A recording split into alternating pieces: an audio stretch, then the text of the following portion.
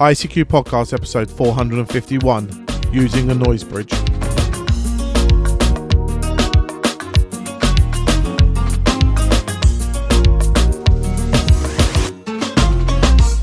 Well, hello fellow amateur radio enthusiasts, and welcome to episode 451 of your ICQ Amateur Radio Podcast. Supported this episode by Mike Rosenberg, November 9 Yankee Bravo, and our monthly and annual subscription donors. In this episode, we're going to be joining Martin M1MRB, Chris Mike 0 Tango Charlie Hotel, Martin Mike 0 Sierra Golf Lima, Frank Kilo 4 Foxtrot Mike Hotel, Bill Whiskey Charlie 3 Bravo, and Leslie Golf 0 Charlie India Bravo to discuss the latest amateur ham radio news. Myself, Colin M6BOI, rounds up the news in brief, and this episode's feature is using a noise bridge.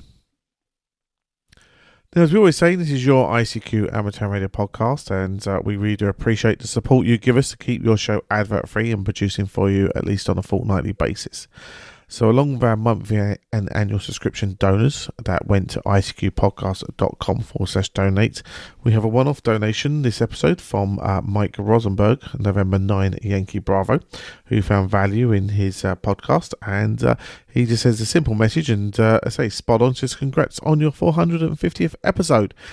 Best Mike, say 9 Yankee Bravo. So thanks, Mike, for showing the value you see in your ICQ podcast. Your very kind donation will go towards our running costs and keeping the show advert free.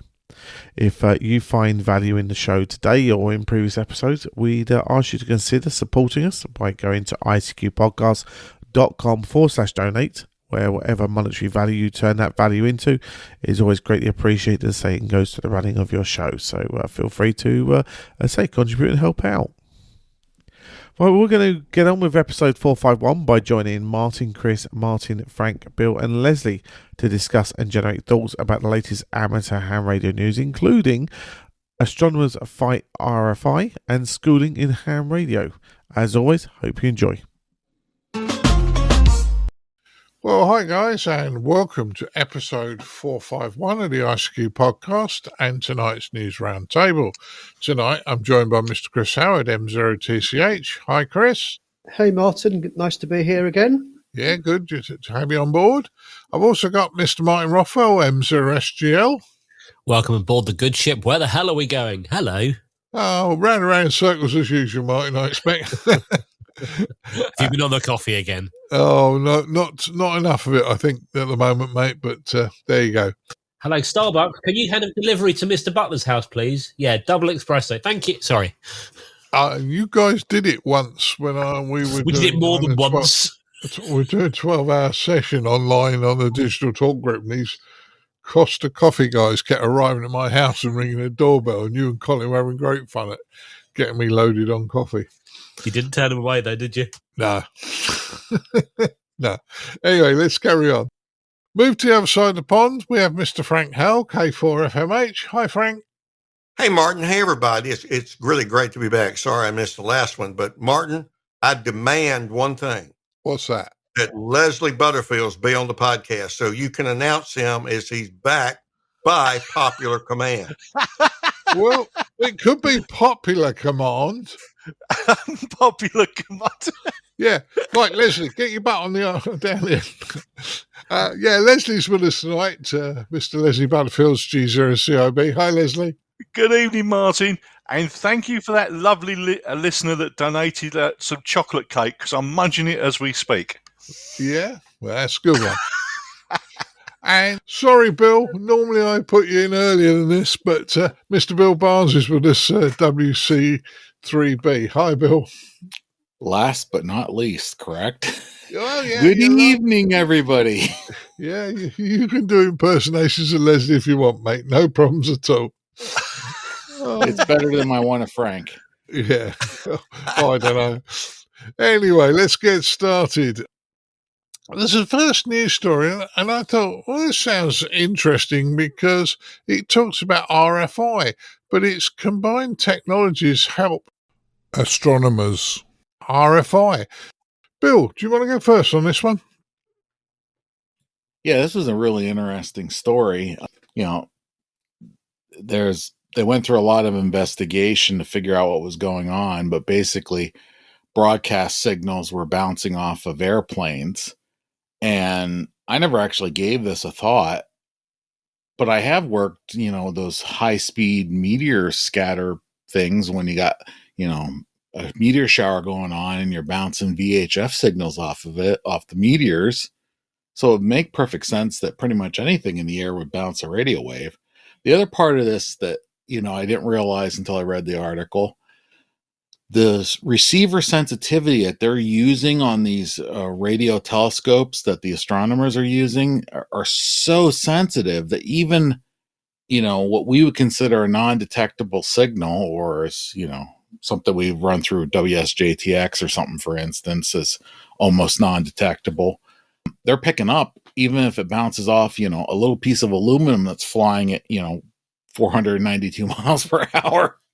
So very interesting story, just in general, because I never even gave it a thought. And the one thing they did bring up was, the low Earth orbit satellites may also start causing issues too, because the latest gen of Starlink satellites I was reading, they actually use lasers between each other to kind of cut down on the RF so that they can talk to each other in case, for coverage and fill in and that kind of stuff, or pass data. And when they can't get to a ground station, maybe. I'm guessing on that part, by the way. That's inference. But if they were using RF, same deal. These radio telescopes would probably pick it up. And that's one thing that if you look at the Starlink coverage map for North America, you can actually see that they steer the Starlink satellites around the national quiet zone that's in the West Virginia border where the national radio telescopes are. This story is from Western Australia, which they have, it's the Murchison Wide Field Array. I actually remember reading about that. It's a large set of sensitive radio telescopes that's just big array, and that even a little bit of RFI, messes up their data collection. So, like I said, very interesting article, and I learned a lot that I didn't realize about bouncing signals off aluminum things that are flying fastly.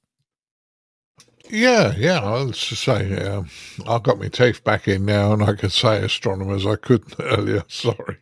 Oh, there. But Ed was telling me something the other day about bouncing a signal off of a commercial satellite, just bouncing using the metal, and a similar sort of thing. We don't always think about this, but if you're firing the RF up there, it's going to get affected somehow. Frank, what's your thoughts? I'm exceptionally intrigued by this. The researchers at Brown University here in the States, up in Rhode Island, as I recall, this Murchison project, they're analyzing data collected, as Bill said, from Australia, which the Murchison project is the Murchison Array.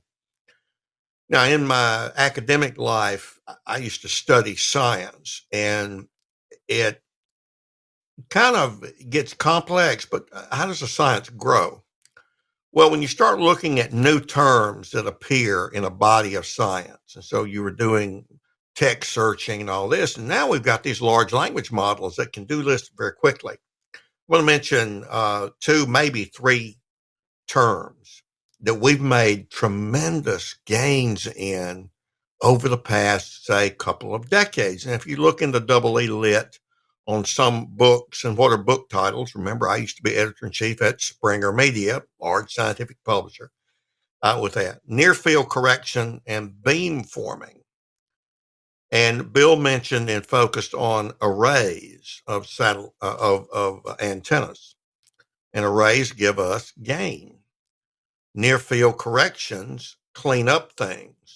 But the ability to steer an array and do beam forming has tremendous impact in a lot of areas, including what we have on many of our cars today, where you've got a radar-based sensor on your car. I know I have one on my new RAV4. Somebody gets too close to you, you get too close to them, it's going to sense this and it will show you cars in the distance. Now, what's that got to do with this?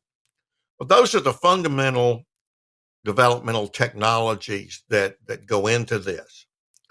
Often when I'm introducing ham radio to a group, usually for a technician class or something like that, if there's a window, I'll ask, look out the window. What do you see? And of course, somebody say, well, I see the clouds. I see the sky. I see a jet going by. I see trees. And somebody inevitably say, well, duh, what do you see? And I have, that's the ticket for me. I go, I see a lot of radio signals.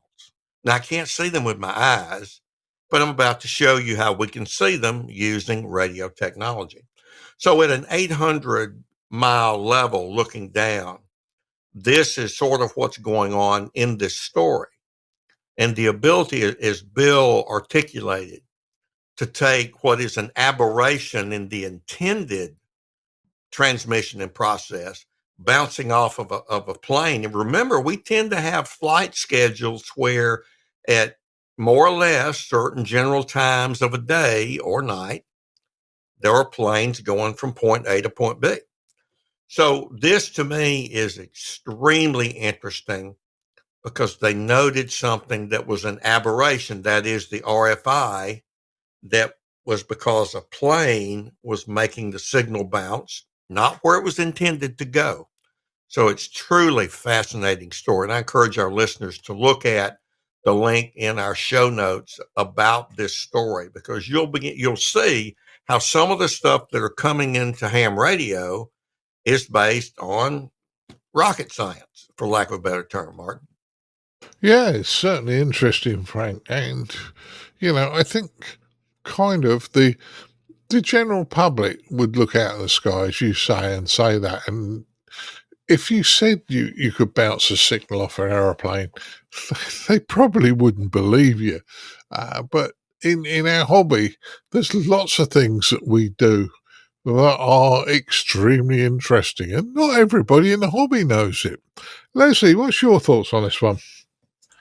Well, I'm listening with interest on this one because I think Bill and Frank have covered all the corners. I do sort of touch the point about not being able to see it. Well, it's a form of sort of RFI pollution, if you like, and these very, very sensitive equipment they're using will pick it up. And that's in the real world. It's all right designing this stuff on a bench, but put it in the real world and this is what happens. And when you're talking about signals being bounced off a plane, well, that's how radar works. And we're measuring the reflection. Now, you could put, let's say, a few thousand watts in their direction and you get however minuscule watts come back. And from that, you can work out all sorts of things. So it's one of those things. It's a real-world problem. And I think that from these solutions that they come up, we may see some spin-offs into amateur radio. Who knows? Yeah, who knows? But it might be the amateurs who put a spin-off into the commercial market as well, because there are some clever people about. Martin, what's your thoughts? Do you know what? I'm actually quite surprised by this because, you talk about RF being reflected off planes. My first thought was like, really? How did they not know this would happen? And I'm genuinely surprised they didn't already have things to combat that. We know, as Leslie says, signals bounce. It's how radar works. We've done moon bounce for years. You get signals like going like fluttering up and down, and you hear on like 2 meters. I'll get some aircraft flutter on your signal, and it's like, okay, which is like that's what people used to say, and I'm like, I just knew that happened. I think I sent you a news story. I think you mentioned it earlier. I sent you a news story about a month ago where someone was bouncing 1296 megs off the physical structure of one of the Inmarsat satellites. So we know these things happen. The cheeky side of me, they said it was, Channel 7 Australia, I think, that they discovered that was being reflected. So obviously there's clearly a transmitter that is facing up rather than out. But I'd love to see the look on their face. If you've ever seen the film Contact, where Jodie Foster gets a signal coming back from space, And I think the thing that they recorded and sent back was the opening of the German Olympic Games. What did they get? Probably home and away. I say that very cheekily. But it shows us that it's not just amateurs that are being affected by noise. Okay, most of our noise comes from, questionable electronics, Chinese stuff like that. But I also think about, what about all these new satellites that are going up? There's so much metallic space junk, for want of a phrase. Yes, there are, yes, these satellites are doing things at the moment, but eventually they're going to get to the end of their economical life, and yes, some of them fall to Earth, but but some of them will stay up there.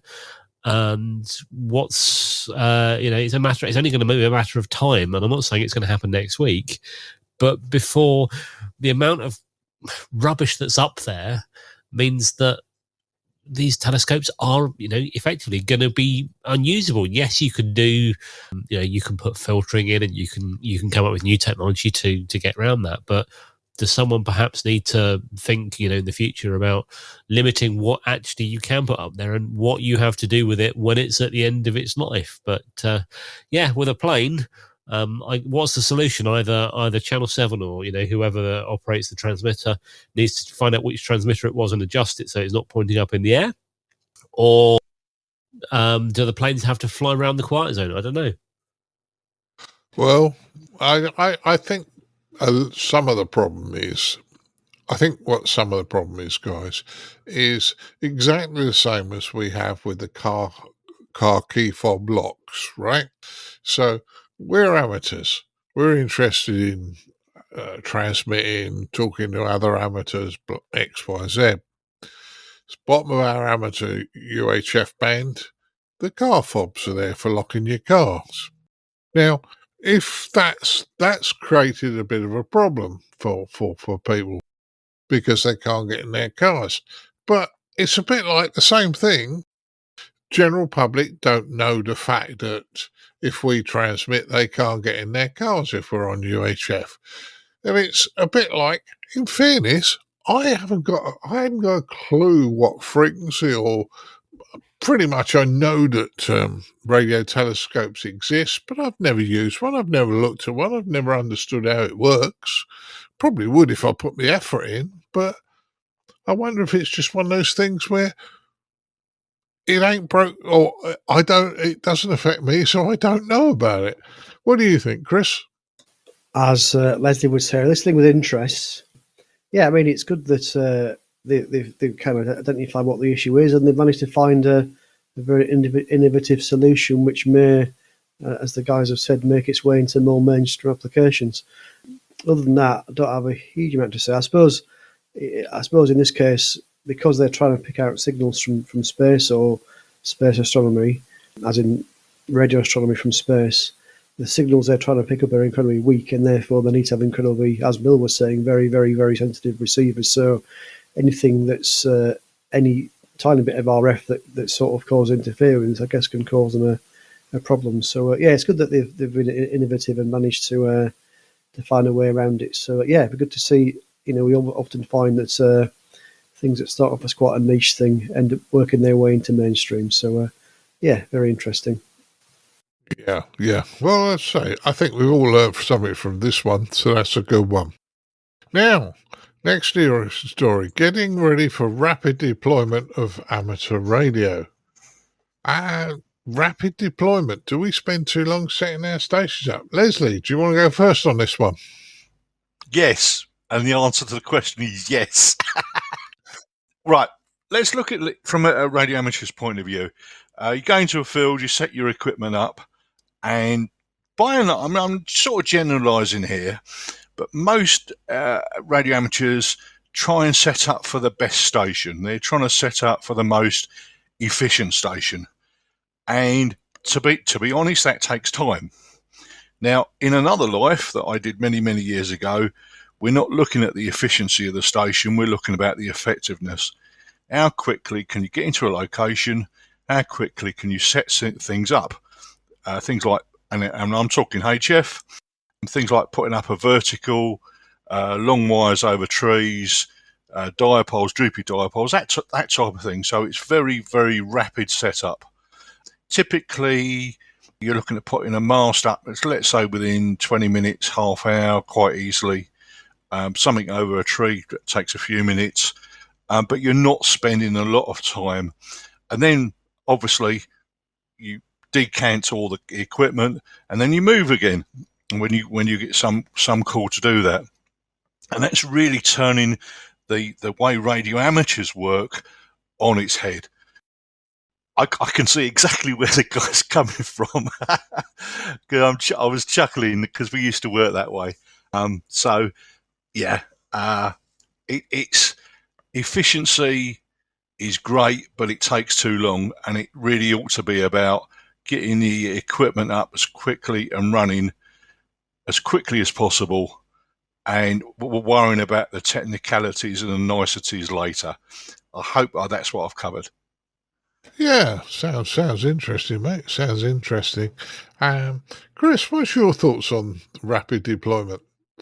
Well, I suppose in my case, I often, if I'm operating portably, so something like SOTA or something, then typically is I don't spend a lot of time setting things up. And it's quite funny, Martin. I know we often do the SSB Field Day contest every year, and we struggle to get things done in time. So getting the tech, we nowadays we have to start at setting things up about 10 in the morning, getting the big tent up and mast up and everything else. And I know when we started in the early days of that event, we used to, I think the first time we did it, we ended up operating while someone was sort of erecting a tent around them, sort of thing. So, I've been there, done that. yeah. So I think we don't often have the luxury of time to be able to take our time over erecting a station. But I suppose, in the event of an emergency, it's something that would actually be very useful to have. I think, as Leslie was saying, a way to put things up quickly. So this is a great event. It's another factor, isn't it? It's not just a question of having a contest station or a good station. It's a question of actually being able to deploy it quickly, and actually that I think that's potentially quite a useful attribute. Yeah, interestingly on that. Martin, you don't get out these days as much as you'd probably like to play radio, but would you see this as quick, rapid deployment be of interest? Probably not. I mean, you asked the question earlier, do we spend too long setting our stations up? Leslie's quick reply of yes. My quick reply would have been setting up and resetting up and upgrading and resetting up again, because people, let's face it, a lot of people do like setting up their kit just as much as they do like playing with it. So yeah, I don't think I would necessarily want to be rapidly deploying stuff. I get why people do it, because the whole the emergency situation. Let's get it up. Let's practice. Let's make sure we can get it up. And okay, why not? I suppose it's a different take on doing things like SOTA and POTA, and why not? Absolutely, yeah, I agree with that. Yeah, but I guess they would probably want more than, or the idea of it is to use more than just a handheld or an 817 with a Miracle Whip on it. Other brands are available. But with only 5 contacts, I think necessary. It's a similar sort of concept, I suppose, to SOTA or POTA. It's definitely a way, something else to do, something else to get on the radio, another excuse to get on the air. But I think if you're sitting there tuning around the HF band specifically looking for these, I think it's probably going to be, considering they're not going to be there for, looking for more than 5 contacts, they might be harder to work them than not. But yeah, why not? It's a bit of fun. Go do it. Yeah, well, our Dan says, get on the air. I know he's talking about Morse, but get on the air. That's the good thing. Right. Frank, what's your thoughts on this one? Well, this is an interesting, somewhat niche and unique focus, if you will. Eddie Layton's ZS6 BNE sort of pioneered it. Listeners who remember our 2-year commitment to the Portable Operations Challenge before we open sourced it, and it's still there for anyone to take up the mantle and propagate. Eddie was on our board and in South Africa. He's a very prominent South African ham, and he sort of pioneered this. I will say that I probably wouldn't do radar. I'd do portable ops and do some low power, some higher power, if you consider 500 watts or so higher power. And so I think we have to figure out if this is for us. There are people who have, And we have a ham or a set of hams in South Alabama who do this a lot around Dothan, Alabama, and in what's called the Wiregrass area of Florida, or up the Panhandle. And they have almost monthly radar fest, if you will, to get together and do this and compete. And good on them. I mean, they found a niche that they like. And I think it probably takes a little bit of the Thomas Witherspoon K4SWL style of POTA, where you've got everything down to an art and a science of what's in your pack. And you maximize this for quick deployment, quick operating, quick repack, and moving on. And our rehearsal for this, I mentioned it has a little bit of Ironman competition to it. That is where you run, swim, and I forget what the third thing is in the Ironman, because obviously I don't participate. But cycling, isn't it? Yeah, cycling. Thank you, Chris.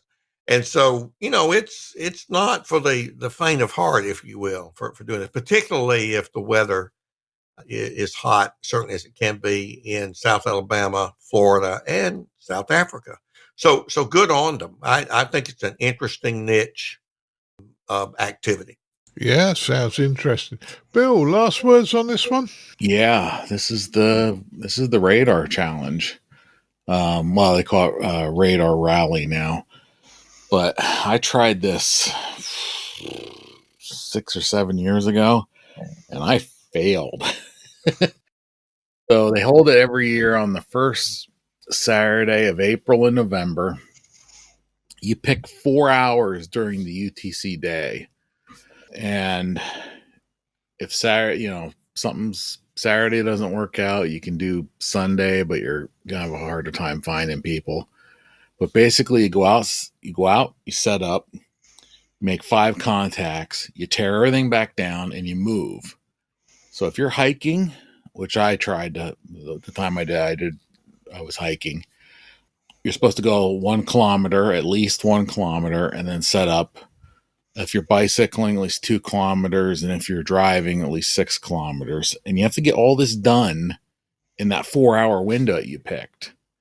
The one I tried, I picked 2 SOTA summits that are 3.5 miles apart, but I didn't get the 5 contacts on the first one in the 4 hours, so I never got to move. But thanks to supporter, listener, producer Stan, I'm trying to remember his call, W1BOY. I think that's. I'm sorry if I messed your call up, Stan. He just changed it a few months ago, and I'm fuzzy right now because it's been a long week.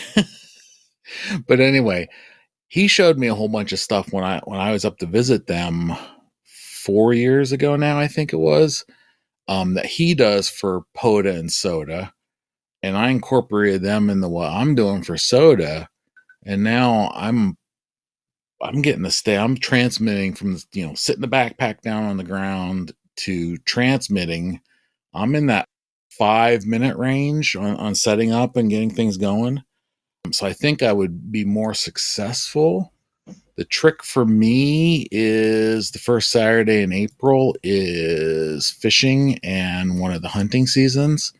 And the first Saturday in November is definitely a hunting season. So I need to be very careful on my selection of where to go. So I may or may not do this year, but it's really cool. Don't forget, it's 3 points for radar station, 2 points for POTA or SOTA, and 1 for everybody else. But you gotta get at least the 5. The 5 best is what counts, and then you move on. So it's the last time I looked into this, it's been a while. They have a groups.io list that I check into. I read occasionally. There's some people getting, 3, 4, 5 activations in 4 hours. They're pretty productive. So, I mean, it's a pretty neat challenge. Mark, let me sort of say a funny story on this. I was operating from Pole Hill, which is our local high point, and I was on 80 meters. a long wire slung over a tree, very simple setup. And we had a radio amateur come along with his mate, and he started giving me a lecture. Well, you could set this up and set this up, and telling me what to do. I thought, okay, listen. I said, no. I said, that's not the issue. And he said, well, what is? I said, you see that black cloud over there?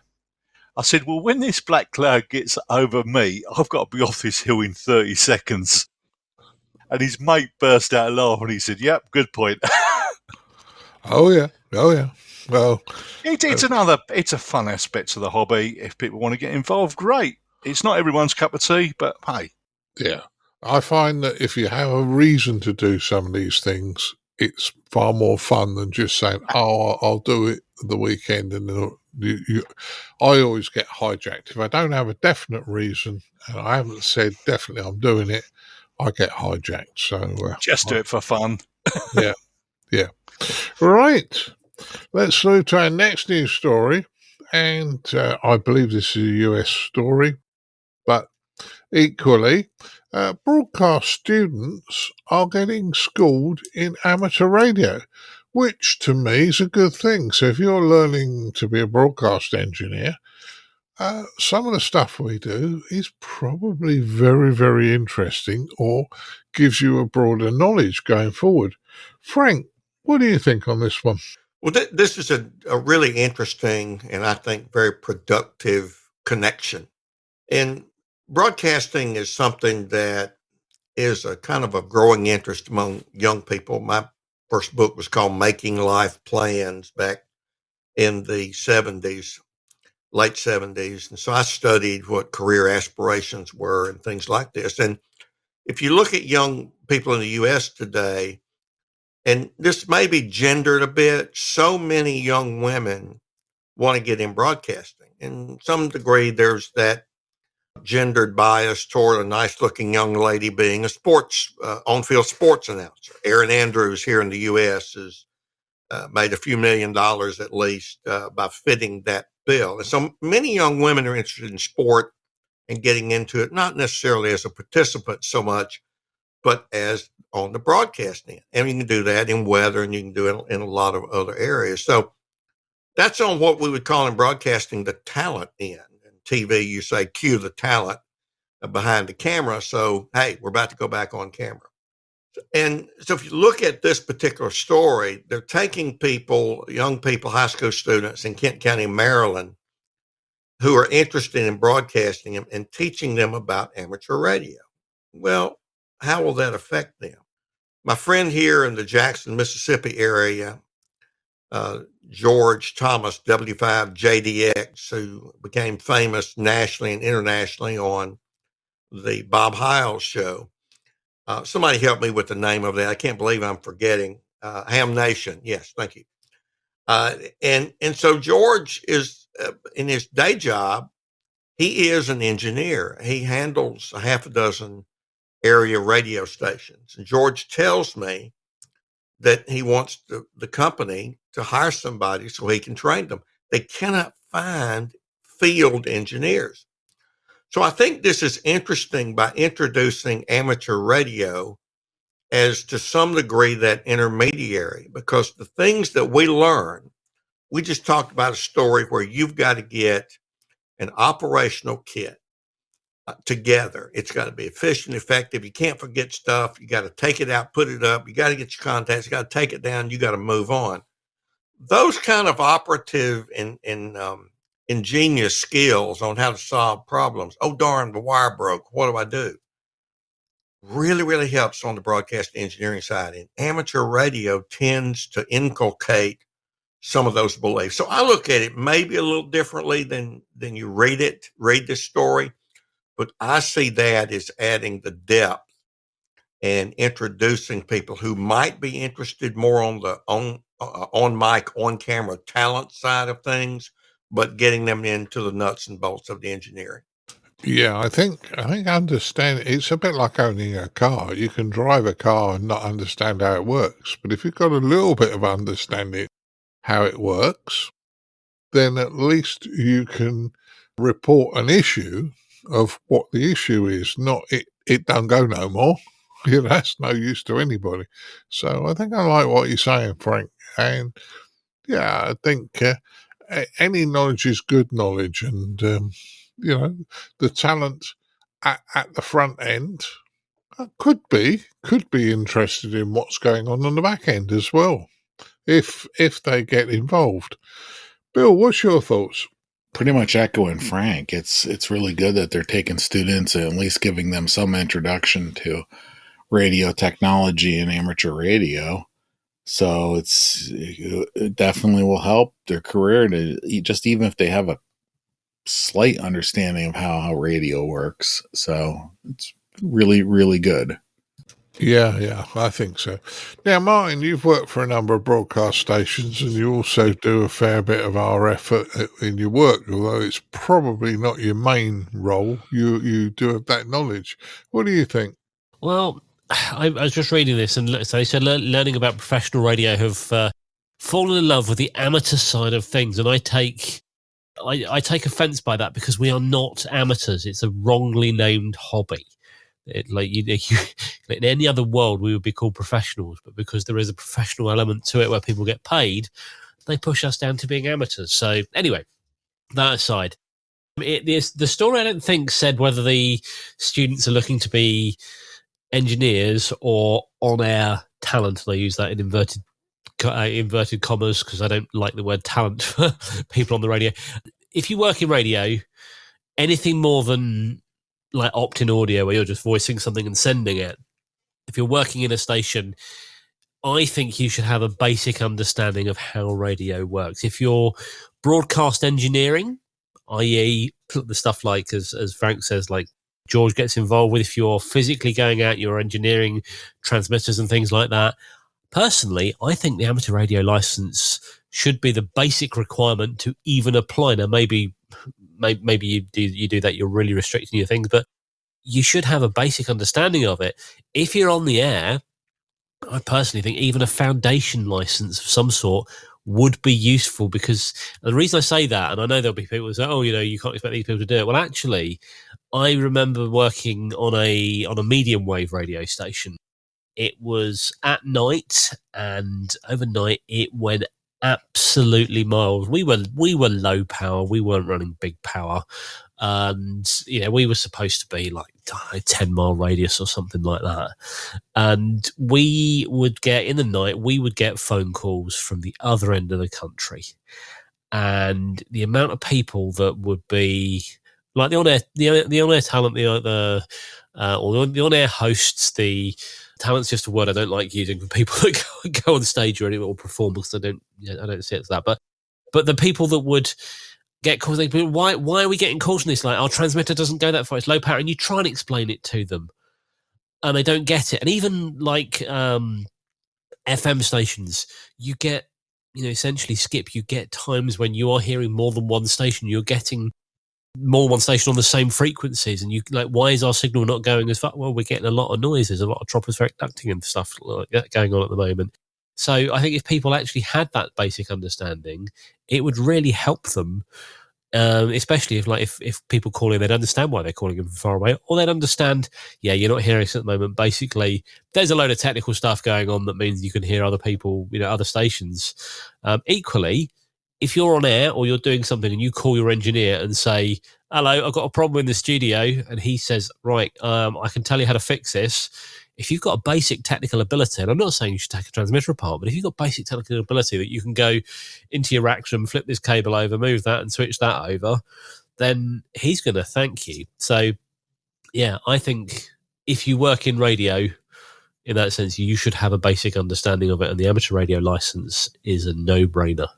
Yeah, well, as I said about the car analogy, you can drive a car, but if you should have some understanding of what it is and where you put the petrol or the diesel or the electric plug these days, but all those sort of things. Chris, what's your thoughts? Yeah, I'm not sure. This story talks about these being high school students, but obviously doing a broadcast radio lesson or something. But it sounds like they've been tempted away into amateur radio. It looks very interesting that they've done some got a bit excited about amateur radio, so that's great news. As per Martin Rothwell's point about people working in radio really should have an understanding of that. Well, it was interesting when we went to the BBC a few years ago, to the opening of their amateur radio station at Broadcasting House, just how many folks that work there are also licensed at amateur radio. So I think there is including on-air talent, including people that on the air. That's right, yeah. So yes, it was that was quite interesting to see that, and we know a few folks in the hobby that are also involved in broadcast radio. So I think for some folks it's a hobby and a job. So but not much more to add, Martin. Chris, let me jump in very briefly. Here in the state, so many of the transmitter sites are connected remotely in the what's commonly called here in the States, at least, is the on-air talent. They never go there, don't even know where it is. I have a couple of repeaters who are on broadcast towers, and the people at the radio or TV station, respectively, they know it's over there somewhere, and they may drive by. Oh, that's our tower. Maybe. But there's such a physical disconnect between the transmission where more of some, not all, but more of the engineering on the RF side would be located. Like, for instance, remember WLW we visited there? Yep. Where are they listening? I was listening to WLW last night, for example, on AM radio, and where's their talent located? Well, not there in that building. Yeah, and I guess we're seeing more and more. We certainly heard the BBC over here talk about eventually they would probably stop using RF to transmit radio, and it'll all go onto the internet, which will be a real shame. But wherever it works, I think, as per Martin Rothwell's point, it's a great idea for everyone involved to actually have a basic understanding of the technology. Can I just add something on the end of that? As we talked before about Atlantic 252, which was a 500,000 watt long wave station that broadcast from outside Dublin in Ireland.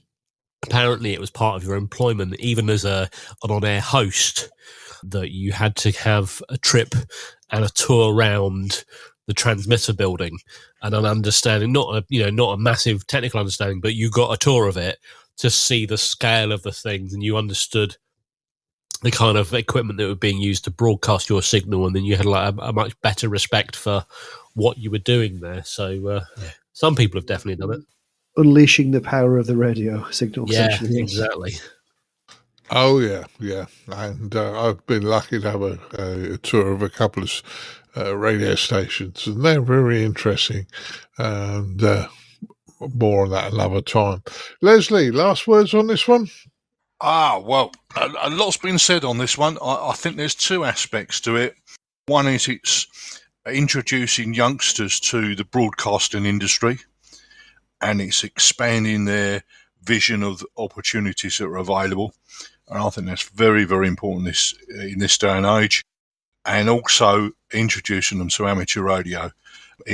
Some of them will take up either, and that's fine, and a few will make it. But we've got to put the time in and the effort, and 10, 15 years down the line, they will be the engineers and the front of house people that are then running the show. So long term, this is a good thing. Over to you, Martin. Yeah, I agree 100% with you on that one. No problems at all. So, the more knowledge somebody has, you can't take knowledge away from somebody. So give Absolutely. them the knowledge. Right. Next news story is in some ways nothing to do with amateur radio. However, for the first probably 12, 13 years of the ICQ podcast, we use Skype to record because our presenters are all over the world, and we use Skype to do the recording. We did indeed. We did, yeah. And it was good in its day, but there are better products available today. Anyway, Microsoft have decided to retire Skype pretty much this month. So, Chris, do you want to go first on this one? Yeah, and you're absolutely right, Martin. This has got nothing to do with radio, but it's still interesting because it's still about talking to people, isn't it, and communicating. And yes, I remember we used to use Skype, and the audio quality could be variable at times. our new system, I think, is much better now. We have more bandwidth. But yeah, I mean, I think Skype was originally bought by Microsoft from, acquired from them, from another company, as these large technology companies tend to do. But I think it's now been replaced by Teams, which is obviously a more up to date Microsoft product. But just looking at Wikipedia, so Skype has been around since 2003. So what's that? 22 years, and then it apparently got bought by eBay for it was owned by eBay from 2005 to 2009, and then from there, Microsoft bought it in 2011 for $8.5 billion. So I think someone made some money that day when Microsoft bought it. But yeah, I suppose technology comes and goes, and Skype I found very useful. I'm sure the other guys will talk about it as well. But certainly, if you're on holiday and you wanted to call somebody abroad, and it was a very cheap way of calling someone without racking up the big phone bill there. So I'll pass it back to you, Martin. I'm sure the other guys will have similar stories. Oh yeah, but it was a good one, and as I say, it got us started, and it was the big way of doing things. Bill, what do you think on the Microsoft retiring Skype? Actually, kind of surprised it took this long. A traditional thing notice that Microsoft seems to do is buy something, build a product to replace it, and then kill it. So this is just another in the long line of that. The real interesting thing is now I'm using Teams every day for the day job. There's a lot of features that Skype has that Teams doesn't have, or at least doesn't have on the version that we're paying for.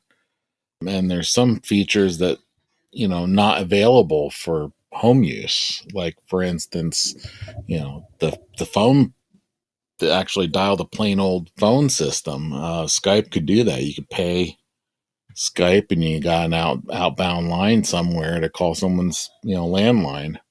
Doesn't seem like there's a way to do that in Teams for home user. Business users can. There's packages they can buy. But I thought that was kind of interesting. But overall, it's a little sad that, it's going away. But at the same time, I'm actually surprised it made it 22 years. Well, 23 years, but it did us some favours in the early days, so I'm not knocking it. So, Frank, what's your thoughts? I share some of Bill's comments, and just to elaborate a bit, Microsoft and others really have acquired intellectual property, and you think, oh, okay, they're just going to commercialize it and they'll do a little bit of tweaking, but really they use it as a foundation for pretty significant investment in another product. Now, Chris, I know you use Teams in addition to Bill, and you may have much more experience than me. I use Teams. I use Zoom a lot more and have a commercial Zoom account. But I don't know how much Teams was developed from some of the elements of Skype.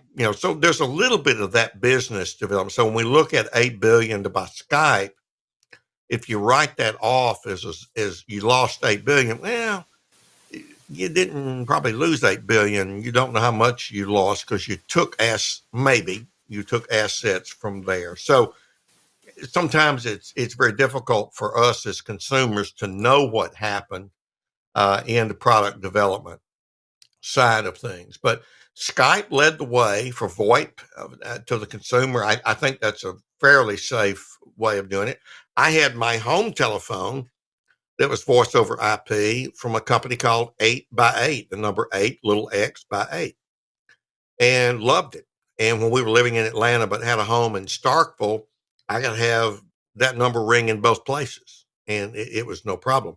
They finally cut the residential part of that because cell phones were just killing them, that people just weren't having home phone, one number for a household. Each individual person was having them. So I think there are a number of things that are going into this, and I think it's a not unusual sunsetting of something. In our discussion of these news stories, I made the comment, Chris quickly added a better idea, quite frankly. I said, well, COVID and the emergence of Zoom really killed Skype. But as Chris said, and we've said here, the emergence of Teams was really what's done that. So interesting time. It was certainly a catalyst for a fair amount of innovation in the consumer marketplace. And Frank, just to jump in, I think you're absolutely right. I think they may well have incorporated some of the technology from Skype into Teams. And just another comment on that, I mean, I guess certainly from my perspective, Skype was probably the first large, introduction for people to voice over IP technology. There may have been others that did it beforehand, but they really took it to the market and introduced it to the public. It certainly was the one that got widespread, wasn't it? Yeah, absolutely. Yeah. Oh, yeah. So, Leslie, what's your thoughts on this one? Well, I've used Skype an awful lot in the past. It was extremely useful at the time, and I remember us using a coffee and beer show. And I remember a friend of mine as well, before Skype, she used to get these little cards, phone cards, so you could make international calls cheap. And you had to bash in the digits, so you got the cheap phone rates. And then Skype came along, and I think I put £20 in, and there's about £10 left, and it was like tuppence a minute, and it was ridiculously cheap. It was very, very useful in its day, but things move on, and yeah, when COVID come along, then everyone moved over to Teams. It's just one of those things, and technology, the march of progress, as they say. Oh, yeah. Well, there's a lot more in Teams than initially you spot. I have one of Colin's accounts in Teams as well. But it's Skype's certainly been good in the early days. What we use today is far superior. And you came up with this idea, didn't you, Mr. Rothwell, what we use today? But what do you think about Skype? Yeah, well, what we use today, I won't say what it is, but it's based on the same stuff we use in commercial and BBC radio. So, yeah, it's exactly the same technology. And no, it's not ISDN. Well, I will say one thing. If it wasn't for Skype, this podcast wouldn't be what it is. And we wouldn't have all formed the friendships that we have now, because let's face it, the newer technology didn't really exist at the time. It was ISDN. It was stupid pounds a month and stupid pence per minute to connect, and that was point to point. There wasn't conferences and stuff like that. So, we have a lot to thank Skype for. Obviously, sad times. I do actually still use Skype. I do have a couple of friends that, for certain reasons, are unable to use WhatsApp. So I use it to call mobile phones in other countries, and I think you can phone a mobile phone in America for literally a penny a minute. And I think I've got about £20 in my Skype account. It doesn't say what's going to happen to those. The thing that I liked is you also had a Skype in number, so people could actually call you from a normal phone. It worked great. I lived in an area for a while where mobile phone signals just didn't work. They all claimed to be the best networks. They all claimed to have coverage, and they didn't really. So I had like a cordless phone, and in the base station there was a network port in the back, an Ethernet port, and I had a landline number. You could call it, and it was essentially a pay-as-you-go landline. It was great. The story doesn't say what's going to happen to people that have those, or happen to the numbers, I should say, the people that have those already have. It doesn't say what's going to happen with credit. They're moving to Teams. They say you can use your username and password on the consumer version of Teams. That, they say, as the news story said, doesn't support calling to phones. Presumably something there's presumably cost versus expenditure and stuff. It's probably not worth their while, especially with mobile phones and WhatsApp and what have you. I'll be honest with you, I don't see Teams being as popular as Skype was. Obviously, I don't know how many people are still using the Skype platform. A lot of businesses are using Teams, but for home communications and stuff, I can't see Teams being as popular. The same happened, when let's go back a bit, when we moved from MSN Messenger to Skype. Do you remember MSN Messenger? That was just a text-based thing, and I think you could share a webcam, but I don't think it ever did voice. Skype never really replaced it. Yeah, MSN came along. Yeah, it did voice calling. Sorry, Skype replaced MSN.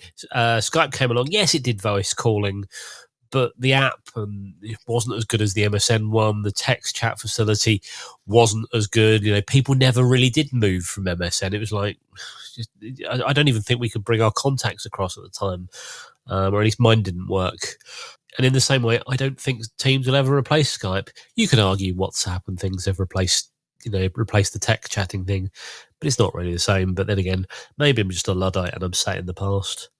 Well, you could be right. And the other thing is, and I'm not knocking Skype, there were times when Skype used to reduce the quality of the audio on the line down to the lowest. Yeah, well, that was intentional, though, because that was to make whoever had the weakest connection mean that they could join in too. Yeah. Wasn't great for broadcasting. No, but it meant that everybody's quality dropped to the lowest common denominator, whereas at least this, I mean, what our listeners don't realise is that, I'm recording 6 tracks at the moment. So there's 6 multi-tracks. Well, this is what we're using is designed for broadcast. Yeah. There's radio stations use it. There's another program that's about 5 or 10 times more expensive than this one that they tried to sell me at a broadcast show, and I went, I use what I use, and they went, oh, right, then we don't want to talk to you anymore. I bet I could guess who that is as well. Yeah, because they couldn't sell me it. Yeah, that was interesting. Anyway, let's move on to our next news story. QRP silent antenna tuning unit built with a noise bridge inside. Now, this is done the old-fashioned way. Anybody who's been a licensed amateur for years will probably say, yeah, this is nothing new. But I thought it was interesting. Bill, do you want to go first? Yeah, actually, this is my favorite story of the night when you sent them out yesterday. But basically, it's an automatic tuner, which matches your antenna as best as it can to the 50 ohm load. So it messes with the impedance. Okay, that's pretty normal. But what this is doing differently is other automatic antenna tuners, you have to produce RF for it to, basically figure out what frequency you're on and start making adjustments. Well, actually, some don't even think about they don't actually figure out the frequency. They just make adjustments based on the load and real-time feedback. But this one is using a noise bridge. And so what that does is, I'm trying to find the part in here where it says it. They, instead of transmitting, it's listening to the signal received, if I'm getting this correct, and it makes the adjustment to the impedance to make the signal better, the noise bridge. So this was something, I know Leslie will know the years. It was before I was a ham, which is over 30 years, 30 some odd years ago. But it basically uses the noise to figure out, what it can match. Oh, I just found it here. February 1977, Ham Radio Magazine has had an article about how using a noise bridge. The thing that's interesting to me is this is combining the, old and new. And instead of being manual, this one's automatic. So it's a very interesting article. We'll have it on the website to look at. And it's, like I said, it was my favorite article to read last night. And very interesting on the, how they built it, how they're using it, and some, the circuit diagram. They have a couple of pieces so you can actually understand what's going on. So it's readable. So very interesting article for sure. Yeah, well, while you were talking, Bill, I suddenly had a thought on this. If we, with our standard ATUs we transmit RF, we have to have a license to transmit RF. If this is using a built-in noise bridge into the tuner that they can then adjust the tuner to the correct impedance, then this could be very, very, very useful to, say, a shortwave listener, because they won't be transmitting anything, so they're not breaking the rules. Frank, what do you think on that one?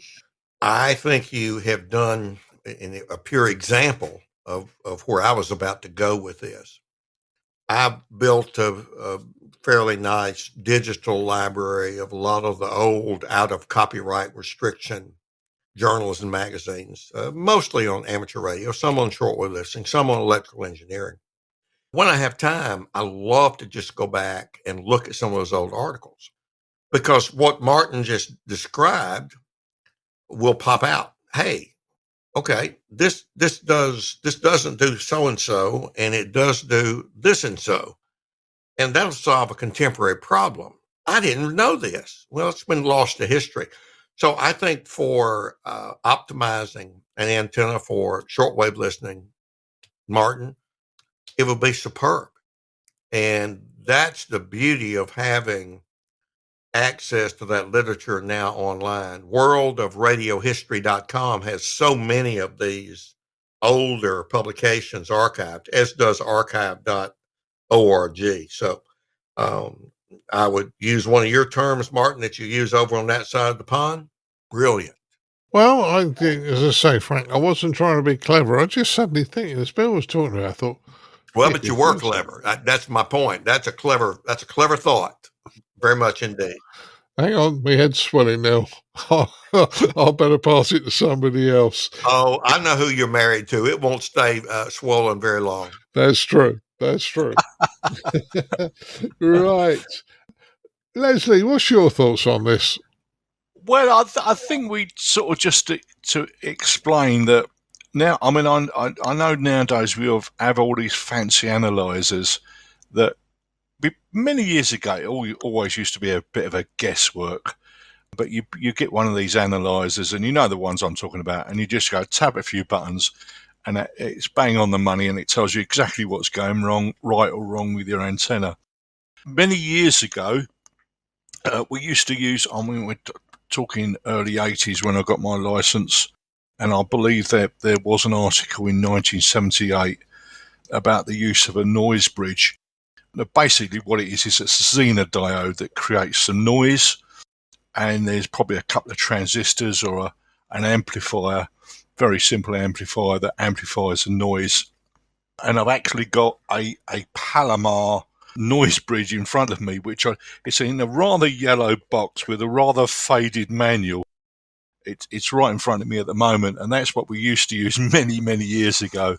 And I stuck it in the cupboard. And anyway, one of the techniques it talks about in the back is adjusting your antenna tuner unit, and you set the XL and XC to 0, you set the R to 50, then you adjust the ATU to what, but I believe it's a noise null.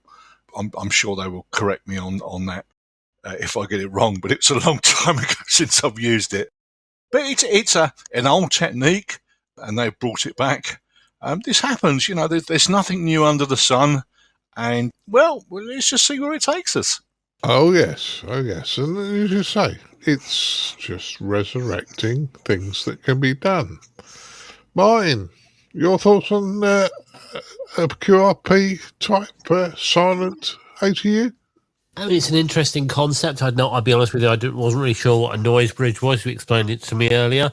And as you say, it should, it might be really, really good for shortwave listeners. Now, I think back to using when I had essentially an 817, and I had I think it was a Miracle Whip antenna, and it was just a dial you turned, and you tuned for effectively the maximum received signal. You just turned that little wheel round until you got the best received signal. I guess this is a more technical version of a similar concept, and the fact that it's automated, even better. Nice little innovation, works well.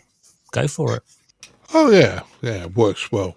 Now, Chris, last words on this one? Well, I think as Martin was just saying, tune for maximum noise. I suppose that this is the automatic way of doing that, isn't it? So yeah, I can see it. I can see it being useful. I think you made a very good point, Martin, about listeners. not allowed to transmit. I think this is a great solution for them, and I'm sure there are lots of other use cases where this could be a useful innovation. So yeah, it looks like an interesting one. Yeah, I agree with you on that. No problems at all. Right, let's find out what the guys have been up to since the last time we spoke, because that was the last news story. Bill, as usual, I know you're on a hard stop, so I'm going to pass it to you first and tell us what you've been up to. Yes, thank you. I've had a busy radio month. The normal kind of stuff I normally do, a lot of DX chasing, a lot of SOTA, working some folks on SOTA. I don't think I actually worked any POTA folks, but picked up a couple stations I didn't have.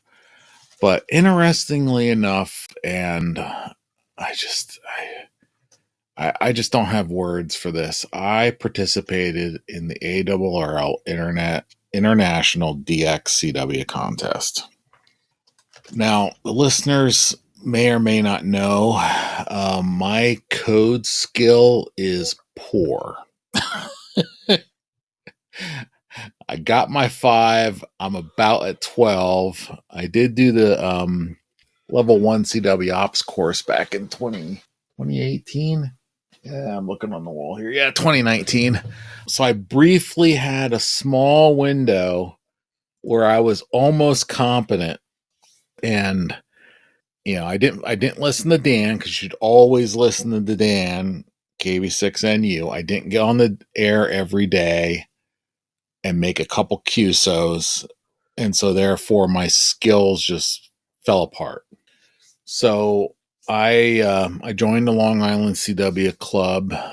The classes I want to take are at times when kids have sports.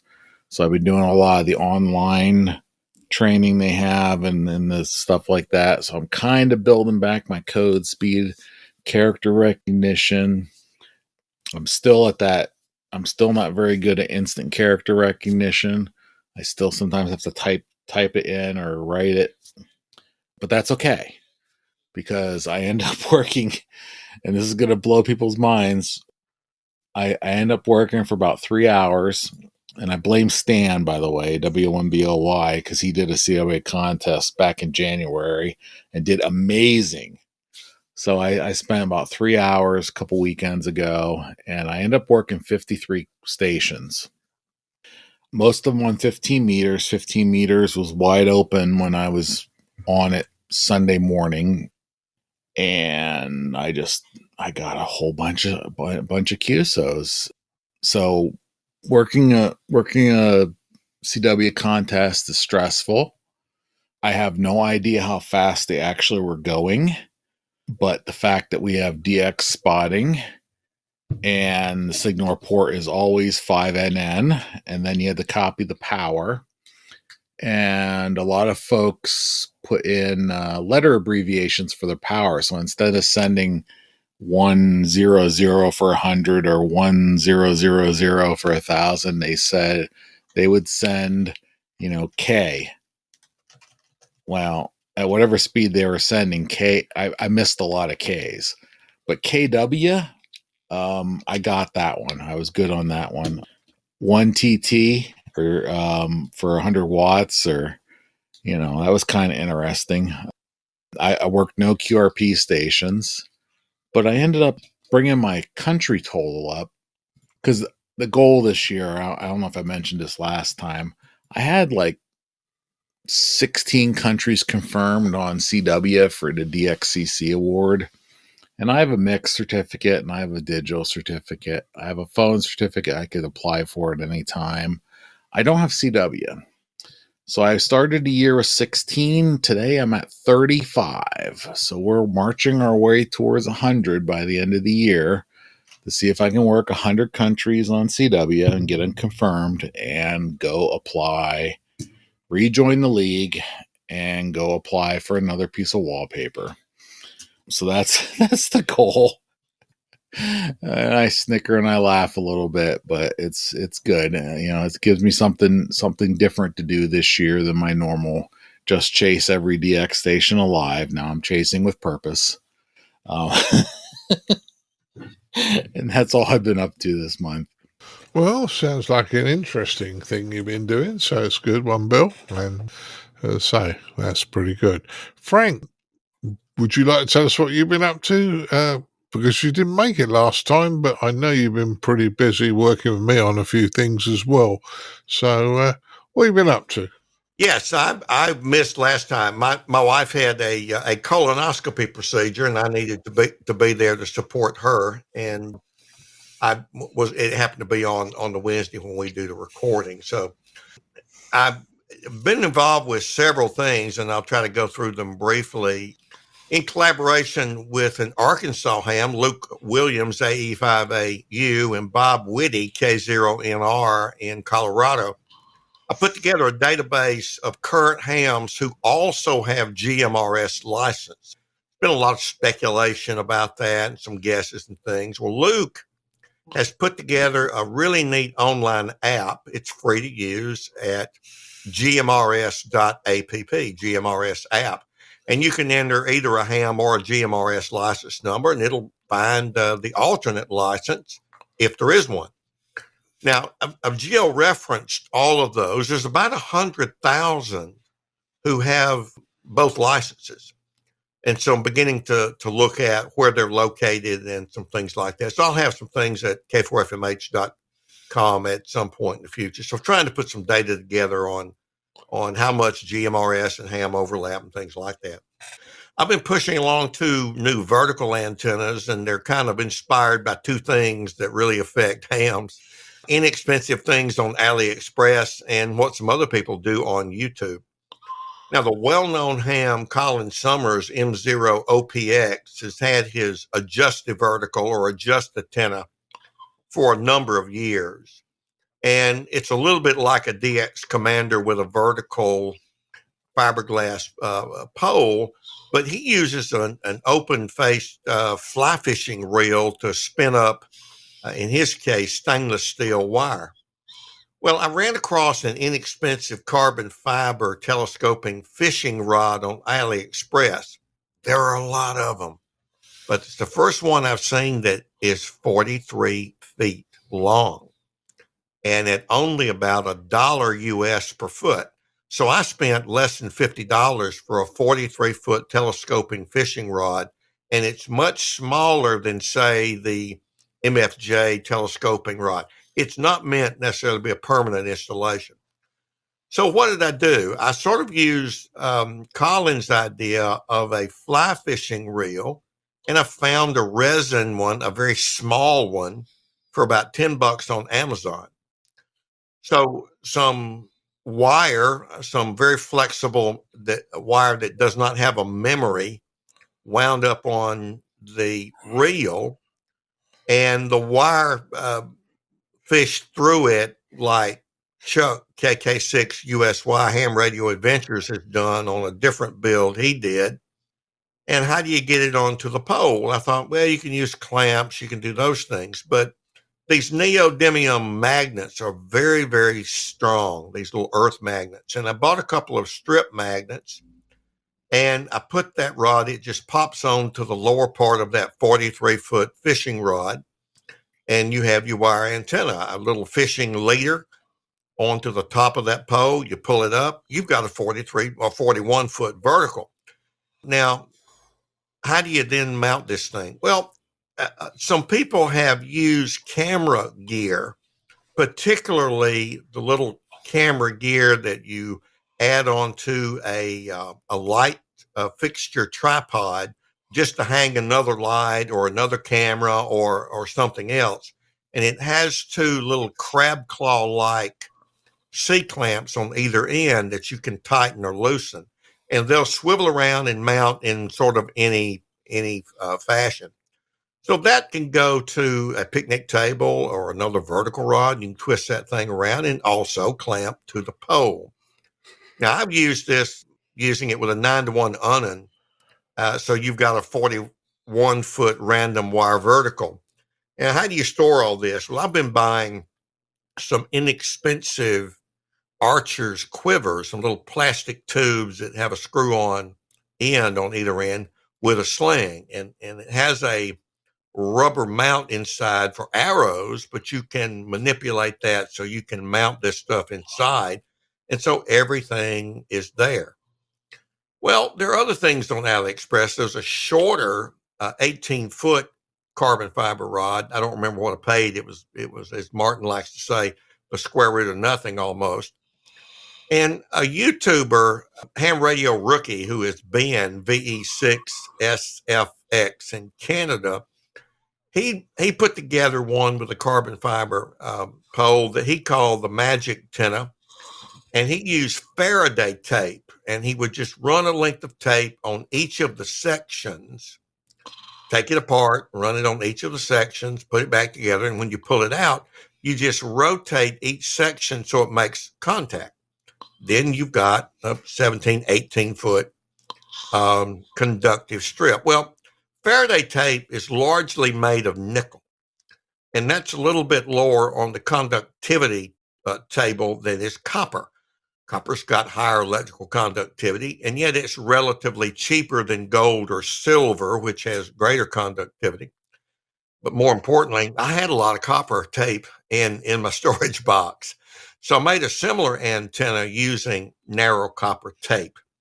And I also used that with that C-clamp. Now, it's been cold or wet here, and I've had some health issues. And so I haven't finished these antennas up. I will do that. Probably won't get into radar activity, but it might be ideal for that. So we'll see. I like to build antennas, as listeners know, and those are my two latest that I work on.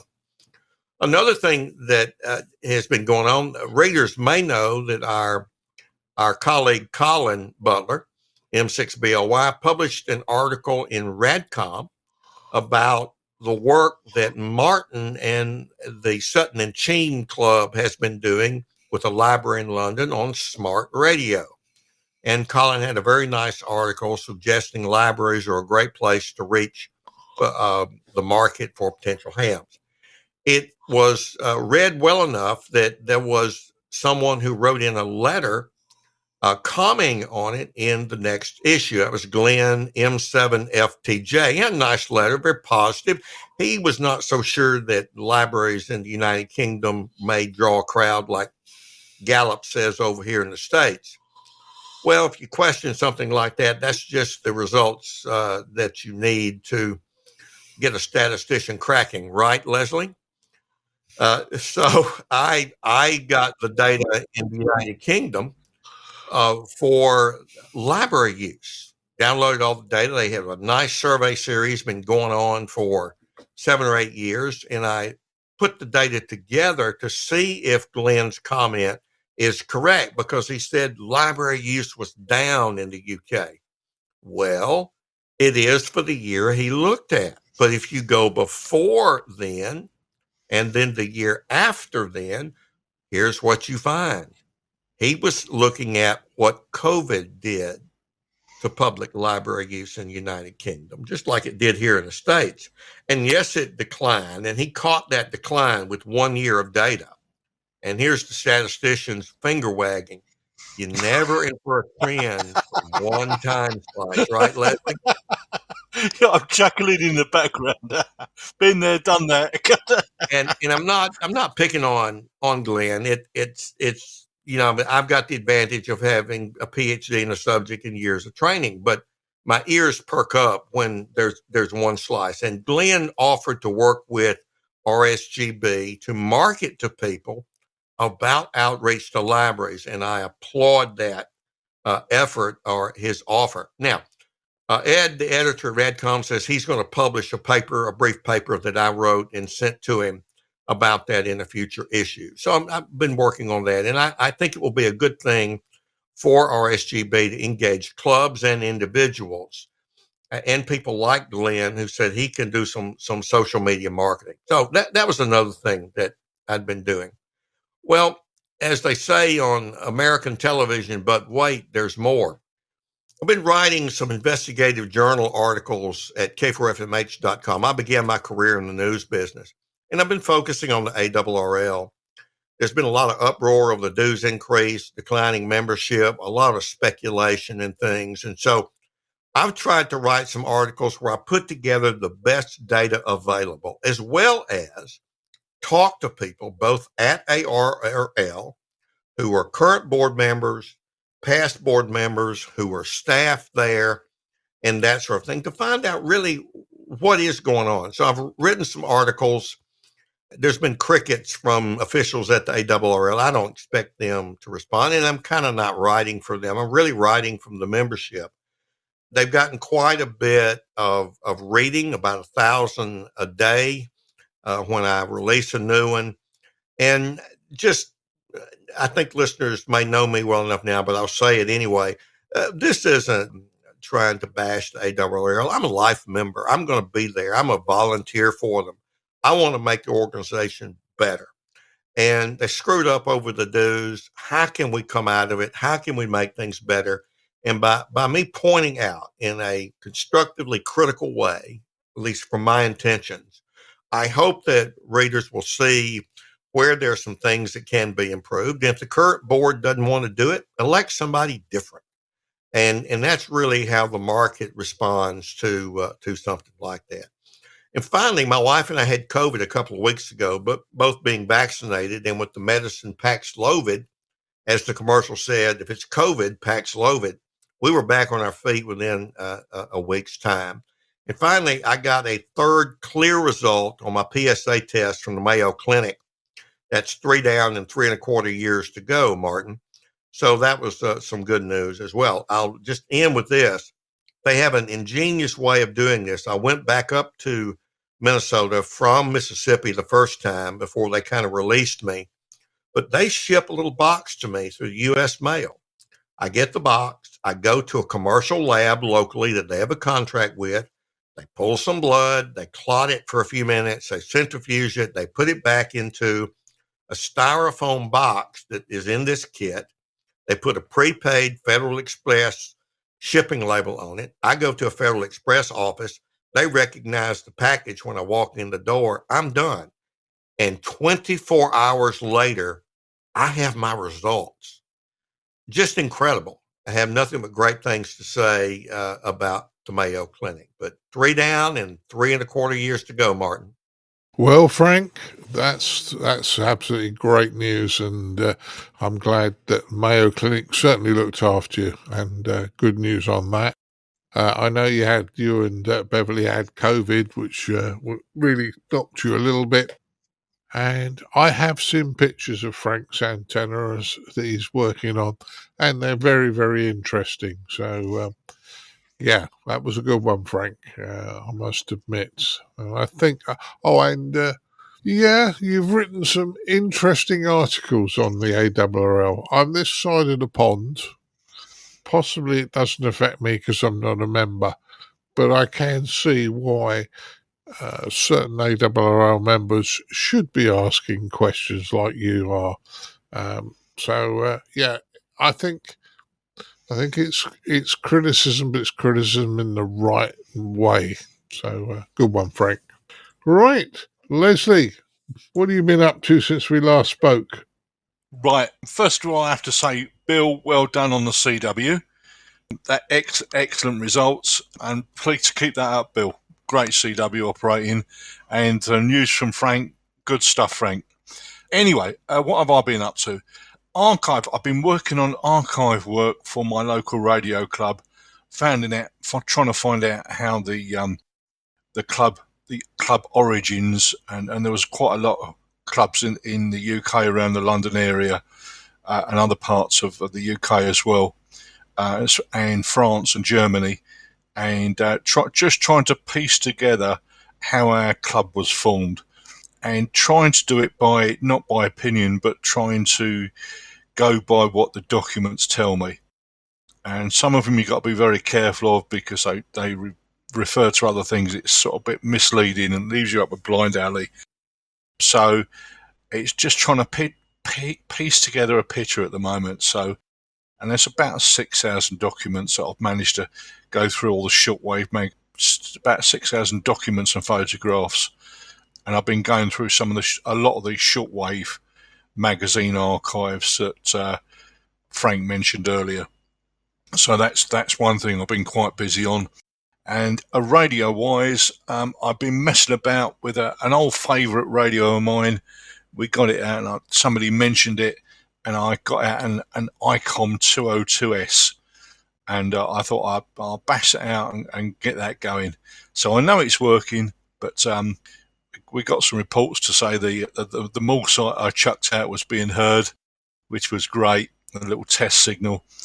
And so what we're going to do is try and get some sort of antenna up for that with a little amplifier, which I'm sure I've got one knocking about somewhere.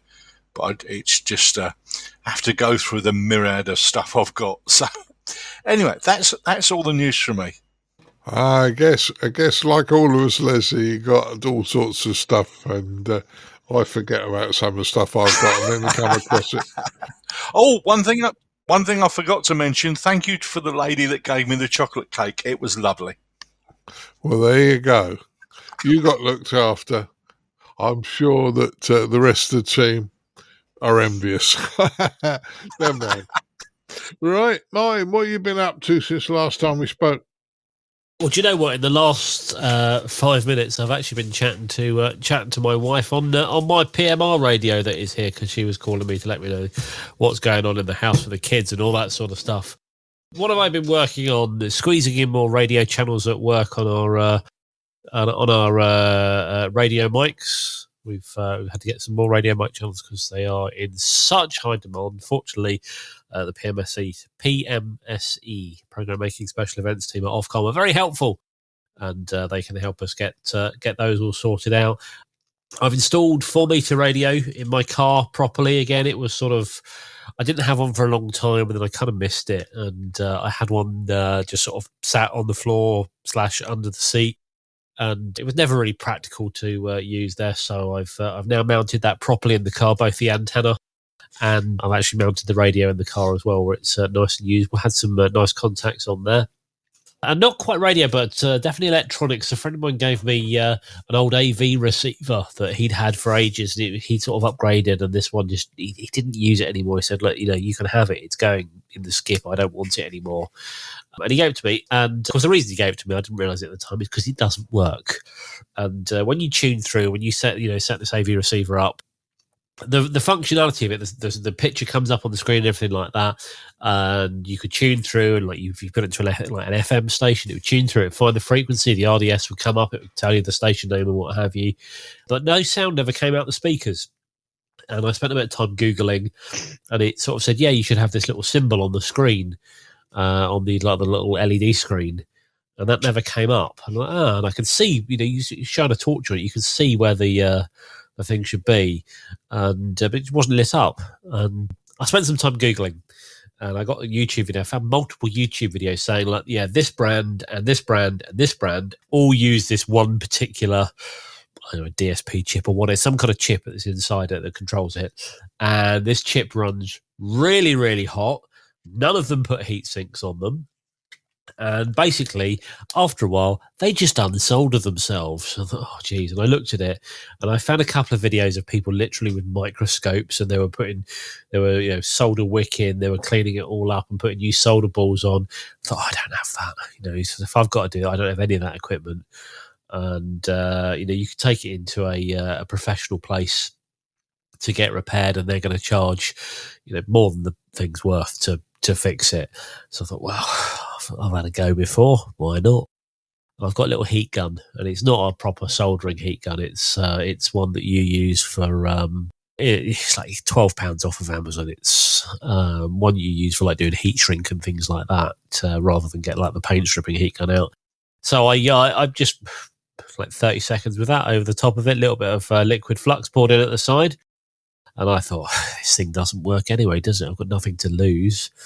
I let it cool down, switched it back on. Music coming through the speakers. I've fixed it. So, got a couple of little heat sinks I bought off of Amazon, the ones you put in like Raspberry Pis and things like that. Stuck one on there, and now got a fully functioning AV receiver. So quite proud of myself for doing that. But other than that, I don't think there's too much else going on with radio at the moment. Just to say, with 2 kids now, it's my time is divided. I'm afraid between radio and spending time with my family. Yeah, no probs. Chris, last words, what you been up to? Blimey, nothing like the other guys have been doing. Mainly radio club stuff as usual. Not done hardly anything that's on the radio at all recently, but club-wise, we had a good talk, Martin, the other week. We had a certain Martin Butler who stepped in and did a talk for us about amateur radio and someone else's problem. So that was good. And what's been quite promising is we've had quite a few inquiries from people looking to get into the hobby, either rejoining the hobby or just interested in what it's all about. And interestingly, they've all been probably older than me. So these are people I think they're probably coming up to retirement sort of age and looking for something to do with their lives. Either the kids have left home or grown up and they've got more free time, or they've now coming to retirement and looking to do some some time. So we've had a few people, probably about 3 or 4 or 5 people now that have expressed an interest, and that's been quite good. So other than that, not a lot, I'm afraid, Martin. Well, as I say, the club people turning up is good news. And as I say, there's a lot going on at the moment. Well, I have to be a little bit honest. I have been rammed the last 2 weeks. Did do some stuff on the talk group. I have had a number of contacts, including Chris on Monday night, who said to me, "You need a digital radio. I want to demonstrate our talk group." So that worked very well, I'm pleased. But one of the main reasons that I've not been around doing much at the moment is middle of last week, Mrs. B got a sudden call from the hospital saying, would you like to have your knee replacement done this Saturday? Which suddenly threw everything into turmoil. And she's home, and I've literally been looking after her at the moment. She had a knee replacement at the weekend on a canceller. Somebody else cancelled, and she got bumped up the queue, which is good. So the good side of it is, when it's all sorted, she's going to be driving down to Freakshaven with us. So that's a good one.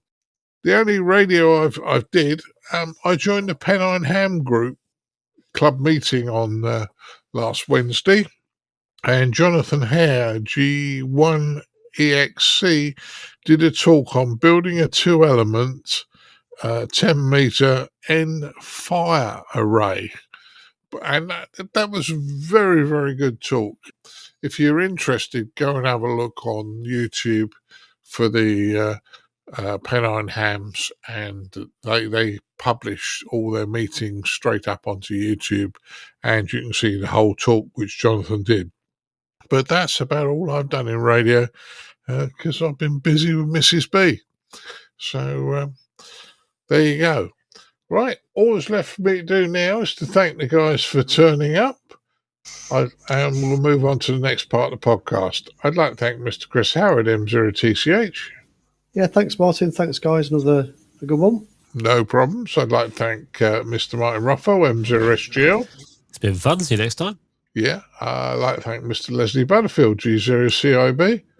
Thanks for having me on, Martin. It's been a pleasure as always. No problems. And over the other side of the pond, I'd like to thank Frank, K4FMH. Great to have you on, Frank.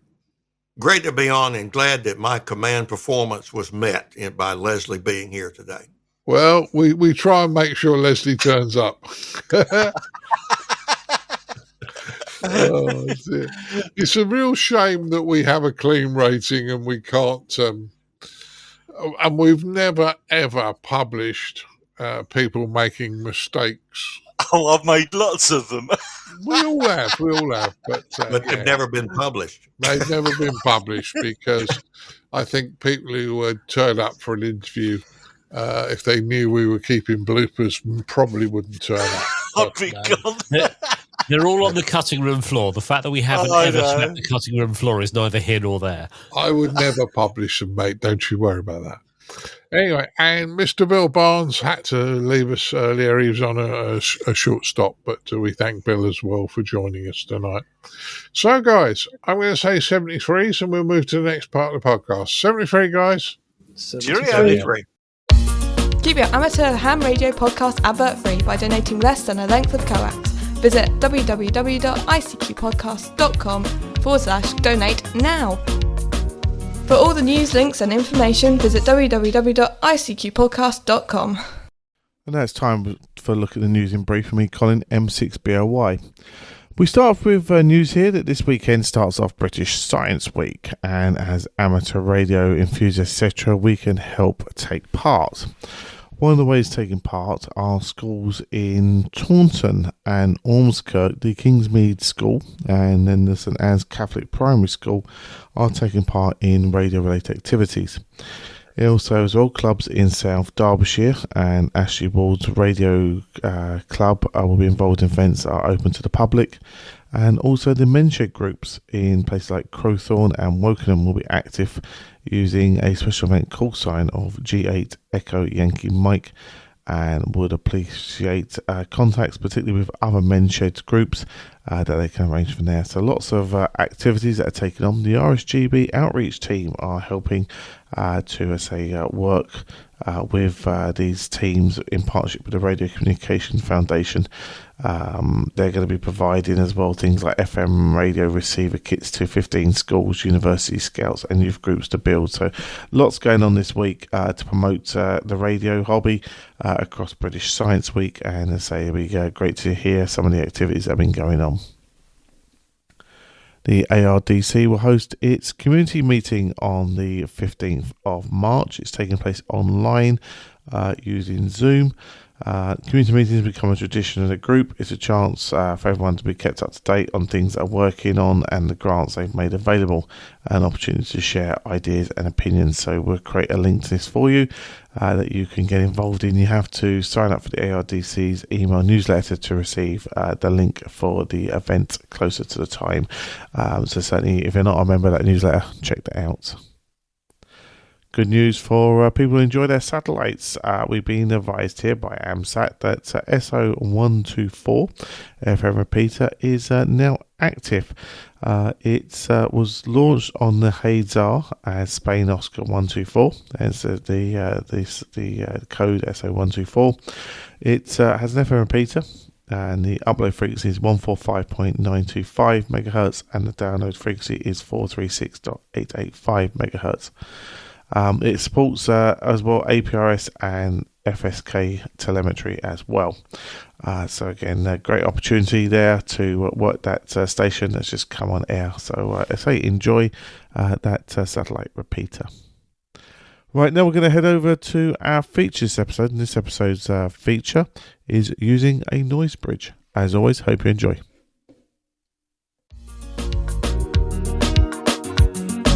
And now for this episode's feature from the ICQ Podcast.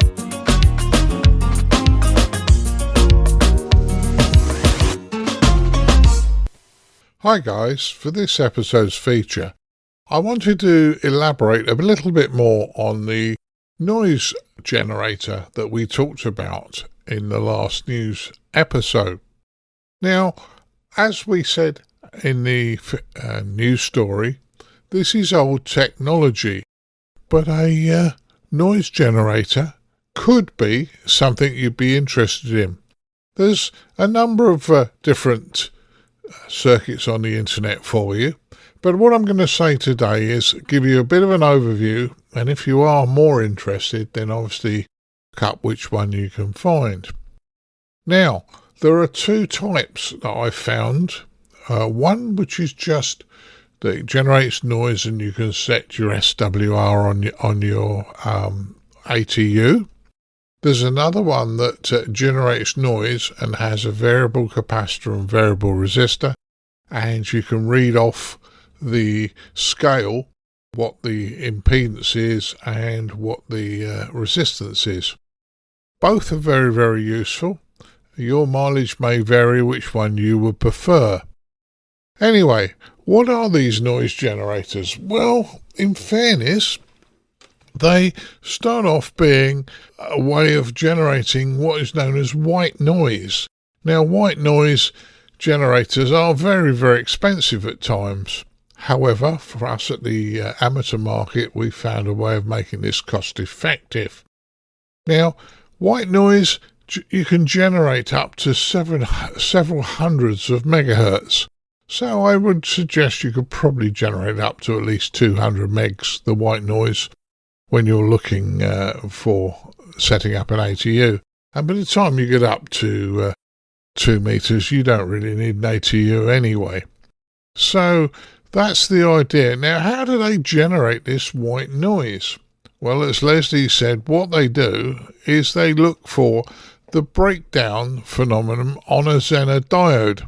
So they bias it, and the Zener diode then starts making a noise.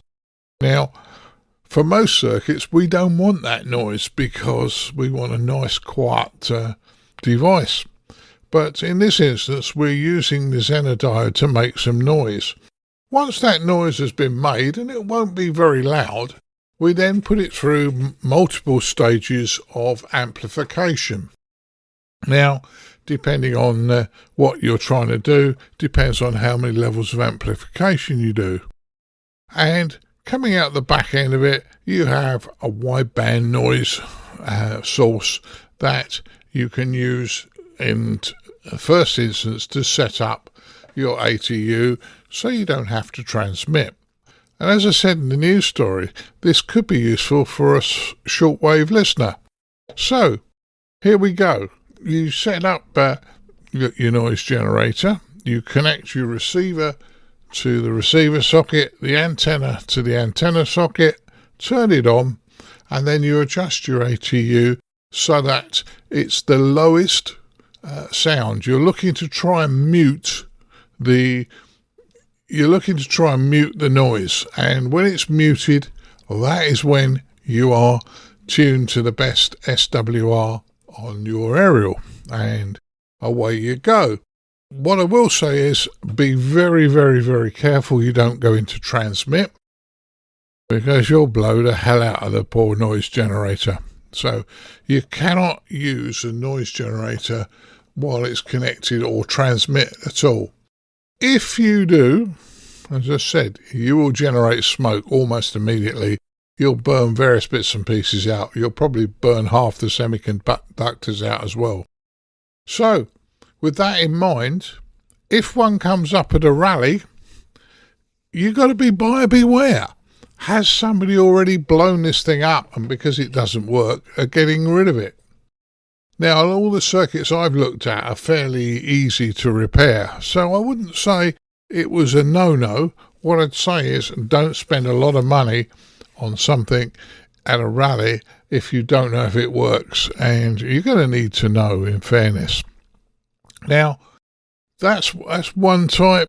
You can also use a noise bridge to find where your receiver's working properly. So, for argument's sake, you've just built a new receiver. Often we put an aerial on it and we go looking for stations. You could actually put a noise bridge on which would generate noise, and you could look for the signal. Now, some of these noise bridge circuits on the internet come with a modulator, so they're modulating the noise a little bit to make it easier for you to find and easier for you to tune out. But they don't have to have this. It depends on what you want to use it for. Now, the type of noise bridge I've been talking about, where you just set your ATU up, is effectively, when I was looking, one of the most interesting websites I came across was the QRPguys.com, where they talked about their noise bridge they sell. And it doesn't cost a fortune, but they even give you the circuit if you want to build it yourself. But I haven't built one myself. I've not used one of theirs, but they are pretty much the same circuit or similar circuit to everybody else, so there's no reason why they shouldn't work. The second type, as I said, what you do is you actually, on the bridge itself, you actually have tuning aids on the bridge, which is a variable capacitor and a variable resistor, so that you can null out the signal. So once again, you set the bridge up, you turn it on, and listen on your receiver, and when you null the signal right out, you read off the display off the side of the knobs what the display is. Now, lots of people have made these, including MFJ, and I'm sure there'll be some MFJ ones come up occasionally. If you were to have bought an MFJ, well, I know MFJ have gone out of business now, you're looking around about £150 UK for one of the ones where you can actually read off the value. So just an interesting thought. Are they a useful device? Well, I think so. And in the future, I know I have one somewhere, and I must get it out and make sure it works and all those sort of things. But it's an interesting subject that most people have either forgotten about or come into the hobby after this sort of old-style technology had finished. And yeah, with the fact that most of us nowadays have auto-tuners where we just push the button and the automatic ATU just automatically tunes, maybe we're not too worried about this, but knowing about it could make it very interesting and useful for yourselves. Now, I know this is a short one, but hopefully it was of interest, and I've clarified a few things. Well, everybody, as always, I really hope you enjoyed our features episode on using a noise bridge. And I know that you were telling me as well that it's important that to know the difference between a noise bridge and a noise generator and where you might use one over the other. Yeah. Well, I suddenly realised after I recorded the feature that maybe I might have confused some people because I talked about a noise generator and then a noise bridge. And they're pretty much the same circuit right up until the antenna socket. And what I wanted to clarify just quickly is if you've got a noise generator, you're generating noise and feeding into your antenna system. And you set your ATU up for minimum noise. So you literally mute yourself down, and that's your antenna analyzer set up. Doesn't give you any more information than that, just says your antenna ATU set up correctly. Whereas the noise bridge, something like the MFJ 202, has two controls on the front, a variable capacitor and a variable resistor. And by using those, it gives you far more information, like you can tell what the resistance is and what its inductance is, and be able to read off the front scale. So it's the two devices, they're very, very similar, and they can both be used to do the noise generator and set up an ATU. So there you go, Colin. Yeah, no problem at all. Well, thanks for clarifying that there. And just a little bit of bonus content there on our feature. A couple of little bits of feedback this episode. First comes from Nora Ashley. And Nora says they're excited about how fast FT8 is compared to other modes. This is following on from a news story in relation to we ran a few weeks back about FT8. And I suppose a question here for our newer listeners and people maybe newer to the hobby, that is any thoughts about when you might use FT8 or the speed of FT8 versus other digital modes, etc., that a new entrance to the hobby might find of interest? Yeah, it's just another one of these digital modes. In fairness, I've not done much FT8. I did do 50 contacts one afternoon on HMS Belfast when the guys were showing me this, but I've not actually used it since. It's a mode that doesn't mega excite me, although I can see, it's another way of doing it. And contest stations and that are using it, and you might get contacts with other parts of the world that you wouldn't have got via voice or CW. So it's an interesting mode. It depends whether you're interested or not, I suggest, Colin. Yeah, and the other thing as well, there's been a lot of noise about FT8 over the last few years, and some of it tongue-in-cheek. I suppose the best thing to suggest is give it a go and find out if it fits into your operations and what you're trying to achieve. And main thing is hopefully it gives you some fun. So that's the main bit of advice I'd say on that one. Roy Jones contacted us in relation to a news story recently on Austria's historic Moosborn software site being dismantled, and he basically expresses his displeasure that again history is being destroyed, and when more people learn from let's say this thing about just dismantling history and removing away these types of historic sites. So Roy VK6 Romeo. I mean, that would certainly echo your grandson, and my son is a big history buff, and let's say losing sites like this as well sometimes maybe loses the opportunity as well to learn from the site in later years down the line. Yeah, it certainly does, Colin, and it was a very interesting site, and the antenna array was phenomenal. There are pictures online for this, but yeah, Roy, unfortunately, yeah, the money talks. They wanted the station had gone off air. They'd probably sold the land and needed to clear it. So a big shame there. But I do agree with you, Roy. We're destroying history.